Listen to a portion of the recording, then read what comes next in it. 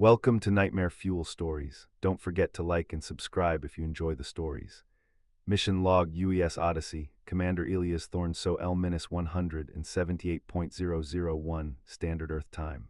November 12, 2242, 8:30 GMT Log Entry, 178 days since departure from Earth orbit. Primary mission parameters for deep space anomaly detection in the outer asteroid belt proceeding nominally. All systems green, life support stable, fuel consumption within acceptable margins, crew status, Thorne Elias healthy, mental acuity, high, routine comms check with Mission Control Earth MCE initiated, expected delay. 4 hours, 17 minutes, 32 seconds. Initiating data transfer of recent spectroscopic readings from asteroid P-714. Over and out. So L-178.187, Standard Earth Time, November 12, 2242, 1647 GMT Log Entry, comms check failed, no response from MCE. This is highly unusual. Ran a full diagnostic on primary and secondary comms arrays. All shipboard systems report green. Antennas are aligned, power output nominal, retransmitting comms request. Initiating emergency beacon activation protocol. Assuming a localized Earthside interference event or a deep space solar flare not detected by our arrays. Stand by for resolution. Over and out. So L-179.001 Standard Earth Time, November 13, 2242, 8:30 GMT Log Entry. Still no contact. Emergency beacon active for past 16 hours. No acknowledgement. This is unprecedented. Checked all galactic and interplanetary traffic channels. Nothing. Not even automated signals from orbital platforms or automated cargo drones. Just silence, ran full system recalibration on comms, tried a wider frequency sweep, still nothing. My internal chronometer is precise. My navigation systems confirm our position and trajectory. There should be something. Initiating manual scan for known deep space relays. This could be a catastrophic system failure on MCE's end. A solar flare of unprecedented magnitude, perhaps. I'm an optimist by training, Commander Thorne. I cling to probability. The odds of total global communications blackout without prior warning are astronomically low, but so too is my current situation. Over and out. So L-182.001 Standard Earth Time, November 16, 2242, 8:30 GMT Log Entry. 3 days of nothing. The emergency beacon continues to pulse, a silent scream into the void. I've initiated a course correction, diverting slightly from our mission parameters to align for a direct line of sight with Earth, should there be any local atmospheric interference on their end. The travel time for this deviation will add approximately 27 days to our return journey, but at this point, returning at all has superseded asteroid spectroscopy. Tried to contact Hermes IX, a supply vessel en route to Mars, which should have been roughly within comms range yesterday. Nothing, not even a ghost signal. The silence is becoming heavy. It presses in. I'm performing additional maintenance on the primary comms array, a full hands-on inspection. Perhaps a micrometeoroid strike too small to register on our hull integrity sensors, but enough to disrupt a delicate antenna. I'm grasping at straws, I know it, but what else is there? Over and out. So L-190.001 Standard Earth Time, November 24, 2242, 8:30 GMT Log Entry. 8 days, my hands are raw from working on the array. I've checked every wire, every circuit, every antenna element. Everything is pristine. Nothing. I've run simulations of every known comms failure scenario. Nothing matches. The Odyssey is a fortress of advanced technology, built to withstand the vacuum, the radiation, the sheer indifference of space. And yet, I am shouting into a void that refuses to echo. I've been analyzing historical comms data, cross-referencing with expected MCE broadcast schedules. The silence began weeks ago, not just days. I just hadn't noticed. The routine nature of my mission, the long comms lag, the segmented data transfers, I only checked for acknowledgement of my data, not for their constant stream. It was a gradual fade, not a sudden cut, a slow, insidious ceasing. The last confirmed MCE signal, a routine status update, was received on SO L-157. That's 21 days before I actively noticed, 21 days where Earth stopped talking. Why did I not realize sooner? My training, my focus, my blind faith in the system. The realization chills me more than the vacuum outside. What happened? What could possibly silence an entire planet? Over and out. So L-195.001 Standard Earth Time, November 29, 2242, 8:30 GMT Log Entry. 5 more days of silence. I keep asking myself over and over what it means. War, a new plague, an environmental catastrophe that eclipsed all others. I play out scenarios in my head, each one more horrific than the last. Nuclear winter, mass extinction. But even then there should be something. Automated distress signals, lingering power grids, the barest whisper of electromagnetic interference. Nothing. The void is absolute. I've started monitoring for any anomalous radiation spikes, any energy signatures, anything to suggest a cataclysm. The background radiation levels are normal. The solar output is normal. The asteroid belt is normal. Everything is normal except the total, utter absence of humanity. I find myself staring out the main viewport for hours at the distant, pale blue marble of Earth. It's just a point of light now, a fragile jewel in an infinite blackness. It's always been reassuring, that distant glimmer. Now it's a terrifying reminder of what isn't there. The Odyssey is a ghost ship, traversing a path laid out by a civilization that may no longer exist. I feel a growing coldness within me, not from the temperature of the cabin, but from the realization that I am utterly, truly alone. Over and out, so L-200.001, Standard Earth Time, December 4, 2242, 8:30 GMT log entry, 199 days, 200 now. My routine is breaking down. The meticulous schedule I've adhered to for months feels meaningless. Why calibrate atmospheric scrubbers for a return trip that might not happen? Why track fuel consumption if there's no one to report to? I force myself to continue to maintain the semblance of sanity, but the walls of this ship, once a comfort, now feel like the inside of a coffin. I started hearing things today, faint sounds.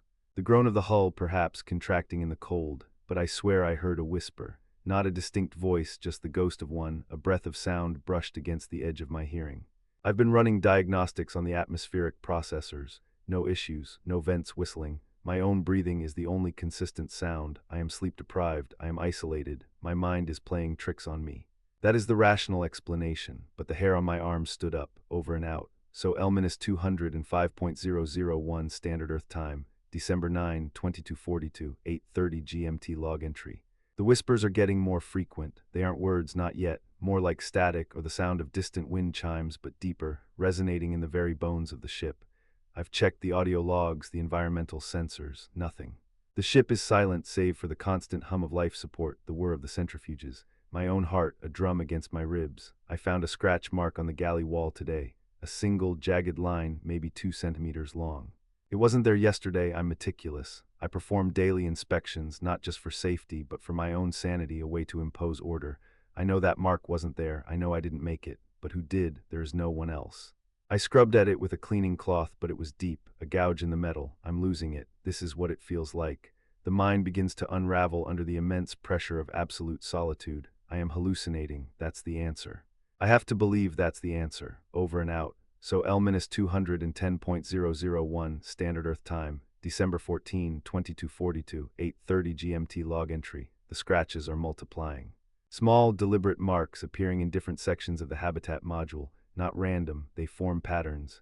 Irregular shapes that almost suggest letters or symbols. They appear on the smooth, polished surfaces, on the panels, even on the viewports, as if etched by something from within the glass itself. I've begun to speak aloud, just to hear a voice other than the one in my head, the one that whispers doubts and questions. Who's there? I shout into the empty corridors. Show yourself. The echo is my only answer, cold and hollow. I've reviewed all internal camera feeds, every inch of the ship, nothing. Just me moving through the modules, a solitary figure in a sterile environment, but the cameras lie, or they only show what they are programmed to see. What if this thing is beyond their spectrum, beyond my sight? I am not sleeping well. The whispers are louder now, more persistent. They sound like a multitude of voices, layered upon each other, speaking in a language I cannot comprehend. A chorus of the unheard, a symphony of the dead, over and out. So L-215.001 Standard Earth Time, December 19, 2242, 8:30 GMT log entry. I saw something today. A shadow. Not a trick of the light, not my own reflection. I was in the observation deck, staring at the stars, trying to find some solace in their unchanging beauty. And then, at the very edge of my vision, a flicker. A shape darker than the already profound darkness of space, moving just beyond the hull. It was ephemeral, gone as soon as I turned my head directly towards it, but it was there. It was real. My heart is pounding even now, hours later. My hands are trembling. It wasn't a hallucination. My rational mind tries to invent explanations. Micrometeoroids, space debris, a trick of light on the viewport, but I felt it. A cold dread, a primal fear that had nothing to do with the vacuum or the isolation. It was the fear of being watched. The scratches now form a sprawling tapestry across the walls of my sleeping quarters. They look like ancient runes, symbols of forgotten cultures, or perhaps something far older, far stranger. They glow faintly in the dark, a phosphorescent green, like algal blooms on a stagnant pond. I tried to cover them to scrape them off, but they are embedded deep. They pulse, sometimes almost imperceptibly, in sync with the whispers. I am not alone. I am not alone. This knowledge is terrifying, over and out. So Elminus 220.001 Standard Earth Time, December 24, 2242, 8:30 GMT log entry, Christmas Eve. A day for family, for warmth, for hope. I am alone, adrift in the black with a growing horror. The shadow is more frequent. It manifests in the peripheral vision, flitting through corridors, lingering at the edges of the viewports. It's thin, elongated, almost like a distortion in the very fabric of space, a tear in reality that reveals something beyond. It is silent, save for the whispers that now seem to emanate from it. The whispers, they are forming words. Not English, not any language I know, but there are patterns, repetitions. It sounds like a lament, a dirge, a prayer, or a condemnation. It fills the silence that once defined my existence, replacing it with a cacophony of alien sorrow. I'm rationed down to minimum water and food. The life support systems are running perfectly, mocking me with their efficiency. They will keep me alive for months, giving me ample time to succumb to what is happening. I've tried to communicate with the shadow. I've spoken, pleaded, even screamed. It does not respond, not in a way I understand, but its presence intensifies. It feels like a pressure, an invisible weight pressing down on me, siphoning away my warmth, my will. I am scared, truly, utterly, existentially terrified. My training, my discipline, my rationality, they are all crumbling, over and out. So Elminus 225.001 Standard Earth Time. December 29, 2242, 8:30 GMT log entry. The lights flicker constantly now. The main cabin, the sleeping quarters, the airlock, they strobe with an erratic rhythm, casting shifting, distorted shadows that dance with the real one. The Odyssey is failing, not mechanically, but subtly. The integrity of its environment is being compromised, not by vacuum or radiation, but by something else. I saw it clearly today. It stood at the far end of the habitation module. It was taller than a man, slender to the point of emaciation, and its form was not solid but seemed to ripple like heat haze. Its surface absorbed all light, making it a void against the relative dimness of the ship. I couldn't discern features, no face, no eyes, just a shape that wasn't supposed to be there. It stayed for a long moment, simply observing me. I couldn't move, couldn't breathe, couldn't even scream. Its presence was a suffocating weight, an unbearable cold. The whispers were deafening now, a swirling vortex of sound in my head, tearing at my sanity. When it finally receded, dissolving back into the shadows, I collapsed. My body is racked with chills, my mind racing. It's real, it's here. It came from the silence. It is the silence made manifest, the absence of humanity given form. I have a terrible theory. The silence from Earth, it wasn't just a lack of signal. It was an event, a massive, catastrophic, planet-wide silencing. And whatever caused it, whatever was it, found its way here. It followed the last thread of humanity's reach, my lonely transmission, like a predator tracking prey. Or perhaps it didn't follow. Perhaps it emerged from the silence, spawned by the void left behind, over and out. So Elminus 230.001 Standard Earth Time, January 3, 2243, 8:30 GMT log entry. I tried to escape. My logical mind is screaming at me that there is nowhere to go, but I strapped into the EVA suit, grabbed a multi-tool, and made for the emergency airlock. I was going to cut the comms array off, sever the connection, whatever connection this thing has to my ship, to me. But as I cycled the outer hatch, the inner hatch sealed, locked, irremovable. The lights in the airlock went out, plunging me into absolute darkness, save for the faint green glow of the scratch marks that now lined the interior of the hatch. They were pulsing rapidly as if breathing. The whispers intensified, filling the enclosed space of my helmet. They were no longer foreign. They were my thoughts, twisted, distorted, accusing.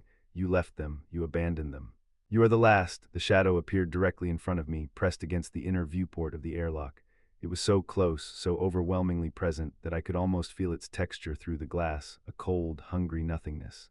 Its shape seemed to shift and writhe, coiling around itself, as if attempting to articulate a form it couldn't quite achieve. I think I saw something within it for a moment, a fleeting glimpse of myriad tiny points of light, like distant, dying stars. Or eyes, millions of eyes. I beat against the hatch, screaming, but the sound was muffled by my helmet, and even if it weren't, there'd be no one to hear. I fired the suit's thrusters, banging uselessly against the airlock walls. The shadow remained, a sentinel of my despair. It radiated pure, malicious indifference. It didn't need to hurt me physically. Its presence was enough. It was taking my sanity piece by agonizing piece, over and out. So L-235.001 Standard Earth Time, January 8, 2243, 8:30 GMT log entry. My food stores are dwindling, but I barely notice hunger anymore. My body is a husk, my mind a battlefield. I don't sleep. When I close my eyes, I see the shadow, vast and encompassing, and I hear the whispers, now clear, distinct, and relentless. They speak of despair, of ending, of the true nature of the void. They tell me what happened to Earth, not in words but in images, in feelings. A silent wave, not a blast, not a war. Something that simply consumed sound, light, life. It wasn't a physical entity in the way we understand it. It was a void made active, a conscious absence, and it devoured all the joy, all the sorrow, all the life, just silence, an ultimate, fundamental silence, and now it is here. With me it says I am the last echo, the last reverberation, and it is drawn to me to extinguish that last spark. The ship itself feels alive now, but not in a comforting way. The very bulkheads pulse with the whispers. The screens flicker with subliminal images, distorted faces, ancient symbols, the endless, hungry black. The Odyssey is no longer my vessel. It is a cage slowly being absorbed into something else.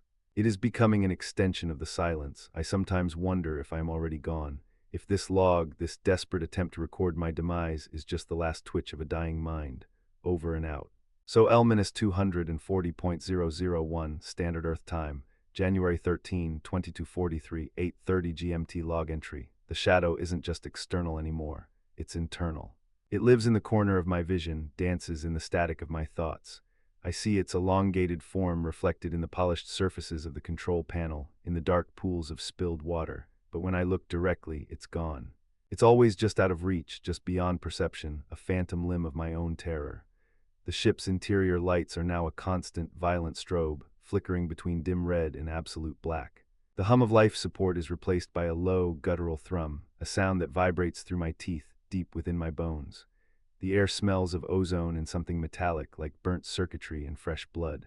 I tried to write a message to Earth today, a final plea, a warning, but my hands wouldn't cooperate. The pen skittered across the page, forming only the same intricate alien symbols that cover the walls. They are my language now.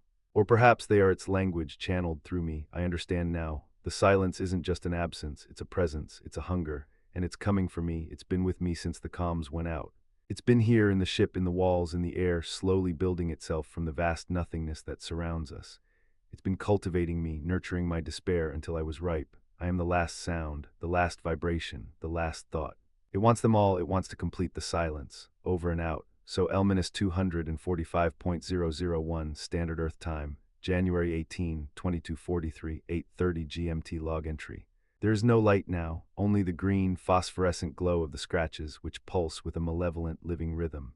They writhe across every surface, a network of alien arteries feeding the shadow.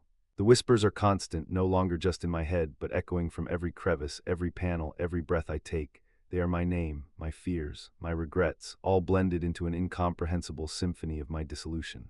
The shadow is everywhere. It is the walls, it is the floor, it is the air. It is not outside the ship, it is the ship, and it is me. I feel its tendrils within me, unspooling my thoughts, absorbing my memories. My consciousness is fragmenting, each piece being drawn into the vast, hungry emptiness that surrounds me. I can barely type, my fingers are stiff, cold. The screen is barely visible, washed out by the green light. I can feel it reaching for the last part of me, the part that still clings to identity, to I it wants the final echo. I look at my reflection in the viewport, but it is not me looking back. It is a distortion, a skeletal, elongated face with eyes like tiny, dying stars filled with the endless, cold hunger of the void. My mouth is open, but no sound comes out, only the whispers of the silence. The whispers of the lost, the whispers of it. I am fading, I am becoming part of the silence. Soon there will be nothing left, no one to scream, no one to listen, just the void, the absolute, eternal void.